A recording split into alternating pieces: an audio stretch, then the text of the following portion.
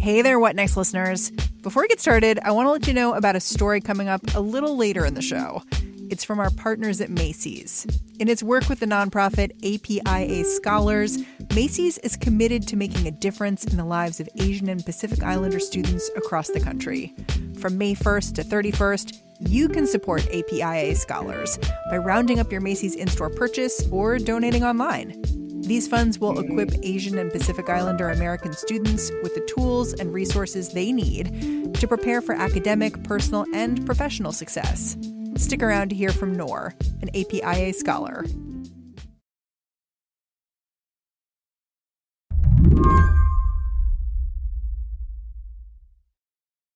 On May 11th, that is Thursday, COVID-19 is no longer going to be a public health emergency in this country. That means a lot of things. The CDC is going to stop posting a national count of coronavirus cases.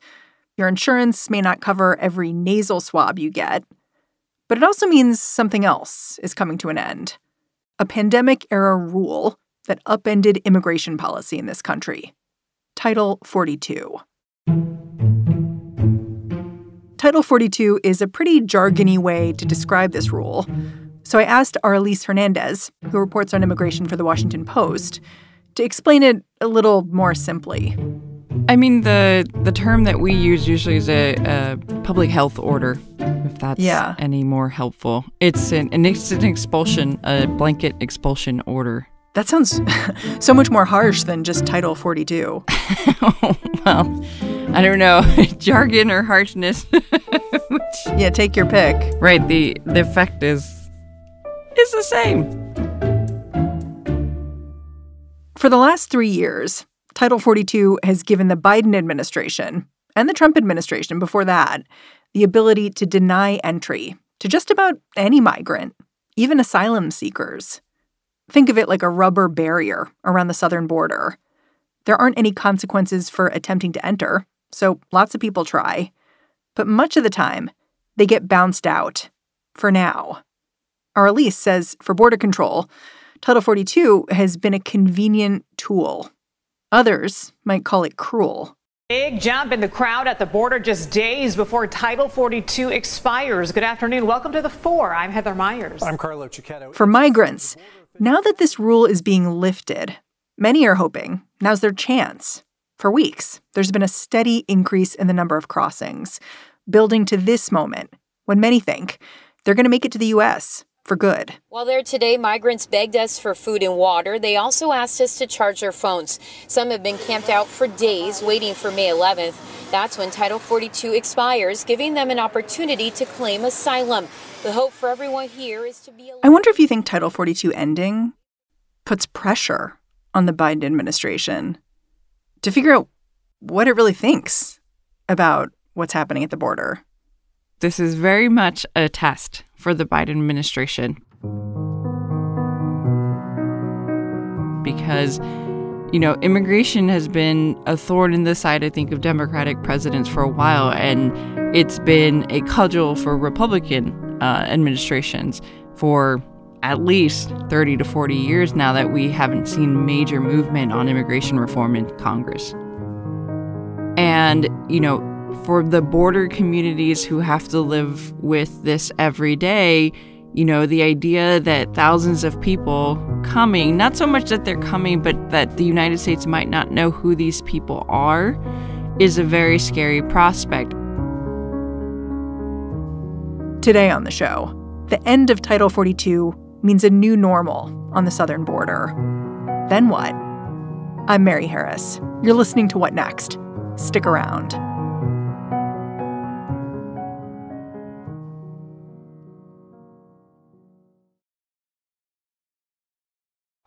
This podcast is brought to you by Progressive Insurance. Whether you're driving, cooking, or doing laundry, Progressive knows the podcasts you listen to go best when they're bundled with another activity. Much like how their Progressive home and auto policies go best when they're bundled.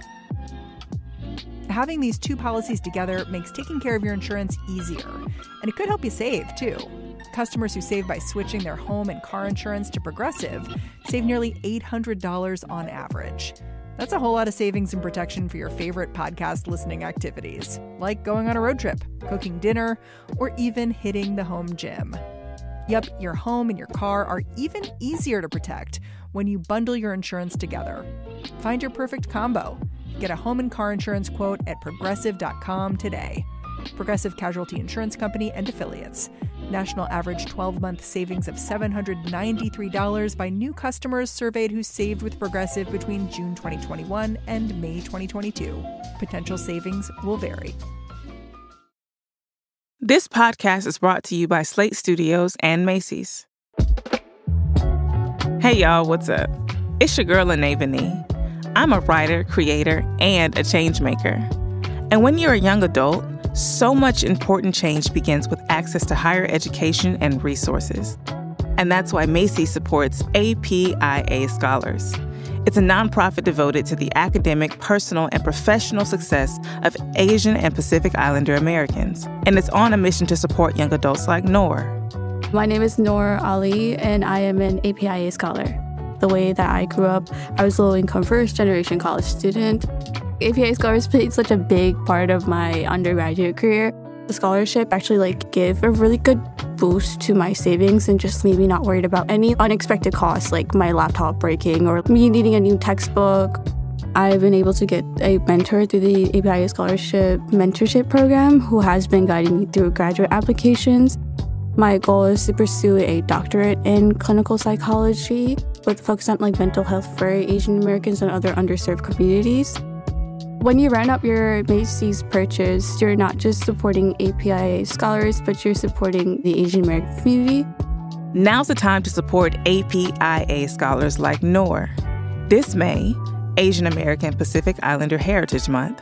When you round up your purchase at Macy's or donate online, you'll help fund access to leadership development programs, mental health support, and peer mentorships through APIA scholars. Give back and learn more at Macys.com/purpose.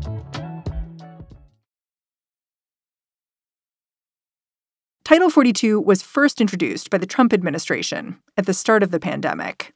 It came amidst a wave of other anti-immigration policies, including the controversial Remain in Mexico. But Title 42 is different in that it relied on an old public health law dealing with the spread of disease. Trump advisor Stephen Miller resurrected this rule to essentially circumvent U.S. immigration policy. At the time, most Democrats were incensed, saying Title 42 trampled on migrants' rights to seek protection. When it first was announced and came forward, we used the term obscure because no one had heard of it and very few people knew of its existence. And it was one of these things that we had become accustomed to during the Trump administration where the architect of many of these measures, Stephen Miller, would, I guess, be digging through the law books or looking at sort of obscure measures of law to try to find ways to, set immigration to zero at the border in particular by, pulling out these measures that no one had heard of, no one had really any idea how they were supposed to work. Yeah, and Title 42, this was something that was on the books since 1944, is my understanding. It was just sort of sitting there waiting to be activated. That's exactly right. Yeah, and somehow, Stephen Miller and the people who work with him or for him found it and figured it would be a useful tool for their agenda. When Title 42 sprang into effect, most migrants who showed up at the border were simply expelled. There were some exceptions to this blanket policy, but getting special treatment was onerous and complicated. Critics argued that this opened the door for smugglers to step in and take advantage of the situation. So you either have to go through this complicated process, get in touch with, folks who know how this system and this exception process works, or you fuel the perverse incentive that smuggling organizations have to move people across the border with no consequences. And what would happen is if you're someone from Guatemala and you try to cross on your own because you heard that if you surrender to Border Patrol, you can ask for asylum and go through this judicial process. Now, with Title 42, you get caught, you're thrown back into Mexico, and you're like, what happened? Do I keep trying? And there are people who tried 8, 9, 10 times. So there's two parts to this, right? It's the fewer legal pathways to get into the United States for whatever reason an immigrant might seek to do that, versus the perverse incentives and the fact that there aren't any consequences. Under Title 42, you could try as many times as you needed to until you had success. So you would see how something like that would feed into the human smuggling landscape. Yeah. During the presidential election in 2020, how did then candidate Joe Biden talk about Title 42? Did he talk about it, or did he talk more about comprehensive immigration reform?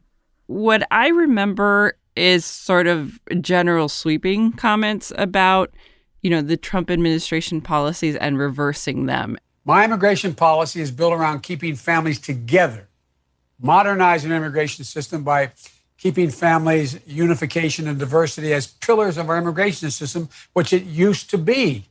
Ending Trump's cruel and inhumane policy at the border to rip children from their mother's arms.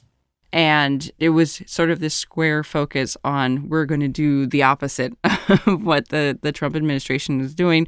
We're going to create a fair, orderly, welcoming humanitarian system that would honor those claims of asylum and protection. When President Biden took office in 2021, even though he overturned some of Trump's immigration policies, Title 42 stayed. The administration didn't announce plans to end it for over a year. As soon as they sort of made moves to remove that, came the lawsuits, right? Came the countersuits from Republican attorney generals, including Ken Paxton here in Texas, as well as other state legislatures that are Republican nominated. Yeah, I want to unpack this a little bit because it's complicated. In April 2022, the Biden administration did say we want to roll back Title 42, but a judge said you can't do that. You're not doing it through the proper channels. It's not going to work. But then a few months later, the Biden administration tried to expand Title 42 to block more people from crossing the border. And it kind of gave me whiplash because you could see the administration using Title 42 as a tool, but then also recognizing it would have to be rolled back at some point. I just couldn't tell how the administration felt about this policy. Well, so I think their idealism crashed with reality, right? The last year, the waning years of President Trump's term, we had the pandemic, right? And so the numbers of crossings went down significantly, right? The world was just kind of paralyzed, didn't know what to do with this pandemic. And when Biden came into office, we were just slowly sort of crawling out of that hole, right? That pandemic hole. And the world was just starting to sort of wake up and figure out, what their next move was. And so when the Biden administration looked to repeal Title 42, then were blocked, it coincided with a huge uptick in movement across the hemisphere. That's when you started seeing thousands of people crossing the Darien, which I'm sure your listeners have heard of, the jungle, the awful, awful jungle between the South American and Central American land masses. Yeah, the Darien Gap. Exactly, the Darien Gap, El Darien. But you started seeing that happen. You started seeing huge numbers of people from Venezuela, Cuba, Nicaragua, are places where we don't have diplomatic relationships with those governments and cannot easily deport those folks. So you had large numbers of people from countries that you can't easily deport them back to. And, the Biden administration looked at that and needed to make a choice. Well, how do we, in the short term, try to blunt these numbers and prevent sort of the harsh criticism that would come politically from Republicans ahead of a midterm election that they needed to move in their favor. And so they thought, oh, we got this tool here. We can use this. That's exactly what happened. Is Title 42 ending now basically because there's no other choice? The health emergency is ending, so Title 42 has to end? The authority to maintain it, which was as a public health order, is gone. And so they can't justify it legally according to the procedures to keep it in place. Yeah.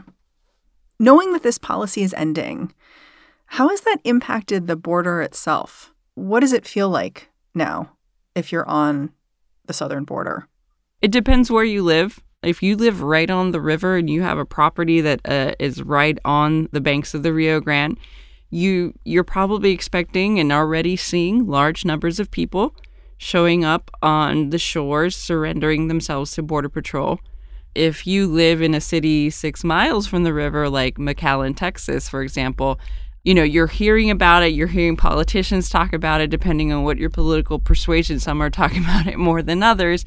But you don't see it in the same way as, people in El Paso, which is another place where you've seen in recent days thousands of people who've crossed the river and are now, camping out in the streets because the shelters are full on both sides of the border. El Paso has declared a state of emergency.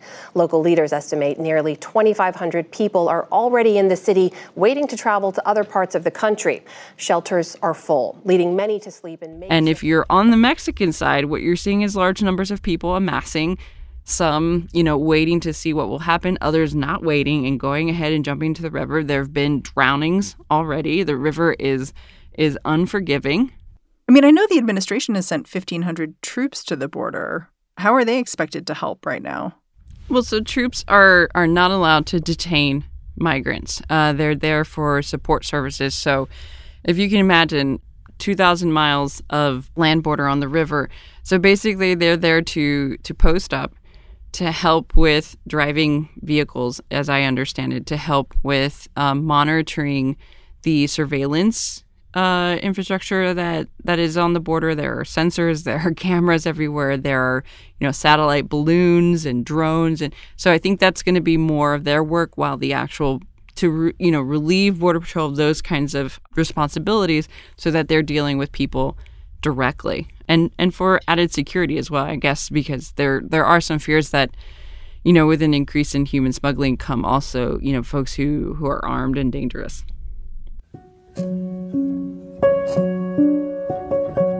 After the break, what does Title 42 ending mean for the rest of Biden's immigration policies?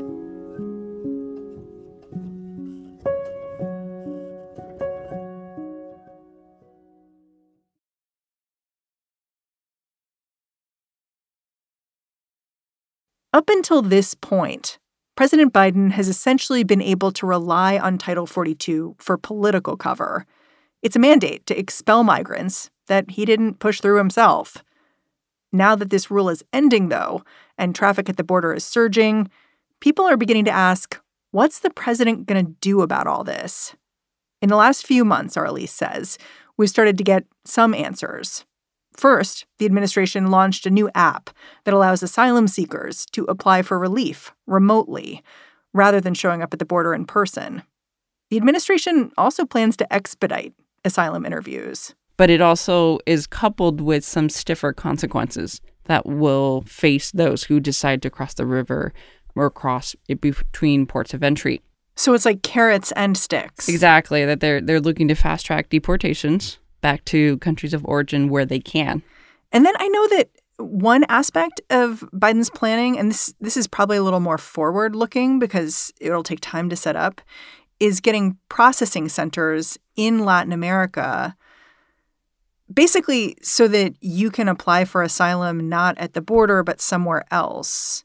And I'm wondering what you make of that, because in some way it seems like, first of all, it'll take a while. Second of all, it's a little bit of an optics thing where you're just not getting people into the United States where they're seen, essentially. You're keeping them somewhere else but still doing the same work. Is that a fair characterization? I think that's fair. Essentially, these would be centers that would be run by United Nations organizations, and the idea would be to screen all these applicants for eligibility based on, U.S. law. I think the thinking there is that, these centers right now, which they're slated for Colombia and Guatemala, which are two, pass-through points for significant numbers of people, they don't want people to have to go through the journey. And I guess putting these centers in Guatemala and Colombia, they wouldn't necessarily have to go through the Darien Gap, which has been, any story you hear about migrants coming from Central America, that is the point where people break down. That's exactly right. I mean, and you're essentially, I think the aim is to remove the incentive to have to make that journey and to, have other people, lawless people profit from that entire, human movement, and instead give people this chance, this opportunity to do so, safely, in theory, safely from a place like Colombia or Guatemala and get a fair shot. Now, it's all going to depend on whether people feel like this is fair and whether it's moving through the process. And that's a big question mark because, I mean, in the United States, we have a huge backlog of asylum cases right now in immigration courts that it's to wonder whether, this kind of schema will give people the kind of, assurance and satisfaction that it's working enough to make a difference in the people who are deciding to continue those journeys. Yeah. I mean, the Biden administration also announced it's considering implementing a temporary rule to deny asylum for people who cross the border illegally. Can you tell me more about this idea? Like, how would it impact the flow of migrants into the U.S.? I don't know how exactly it will, but essentially the idea is that if you're caught crossing the border illegally, that's a ding against your record. Whereas with like Title 42 currently in place, like it's nothing. They just throw you back across the river. But essentially this would be a ding on your name and record and prevent you from, in some cases, being able to re-enter the United States for at least 5 years. That's quite a punishment. It is. It could be a deterrent, right? But the other part of that is if you've crossed unknowingly of like that this is now there's a punishment, now there's a change in the policy and you get slapped with this 5-year ban, but the incentive is still in place for you to enter the United States. Who are you going to go to? A smuggler. Yeah. I wonder what you think about the political timing of Title 42 ending. I looked at it and I wondered if in some ways it was good for Biden. Like there's going to be a surge of people now, but then there's time before the 2024 election season really picks up. And so that's time for some of these policies he wants to put into place to snap into effect and start working. I mean, that's definitely one way to think about it. And yes, we're far enough away, I think, from 2024 where they can try this and see what works. And essentially they're throwing a lot of different things at the wall to see what sticks and to give them room to see like what works and where the holes in the wall will sprout. The other side of that is that this is also a huge opportunity for the presidential hopefuls, folks like Ron DeSantis in Florida or Greg Abbott in Texas or elsewhere, to take advantage if things go really bad. Right? Like to make this a drumbeat. I was looking back at the original way Title 42 was framed when it was first implemented by the Trump administration. At the time, Stephen Miller, that White House advisor who conceptualized this idea, he talked about how Title 42 would reduce immigration, therefore protecting American jobs and keeping communities safe from criminals. And I think it's so interesting 3 years later to just look back at that because in the ensuing years with this rule in place, crime surged in the U.S. And then if you listen closely to how President Biden is talking about migration at the moment, he's talking about making sure American businesses have enough workers because, of course, the labor market is very tight. I wonder what that tells you about how we understand immigration or not. Immigration very much adapts to whatever geopolitical or geoeconomic forces are at play at the moment. And I think, several years ago, we were in a place where there weren't a lot of jobs and folks were anxious, with the pandemic about, their prospects. And then we entered a labor shortage, right? And realized that there are a lot of sectors for them to be able to move at the pace that they wanted to profitably. They needed workers. So our immigration policy is not something that responds necessarily to humanitarian needs per se. That is not sort of the motivating factor for U.S. policy, but what the national interest is, whatever the political and economic moment is for the country. Yeah. Some people, including notably some former members of President Biden's administration, have criticized his immigration policies, saying they share some element of cruelty with the Trump administration. I wonder what you'd say about that, given that now we have a fuller picture of how the administration plans to respond to migration after Title 42 ends. Do you think that criticism is fair?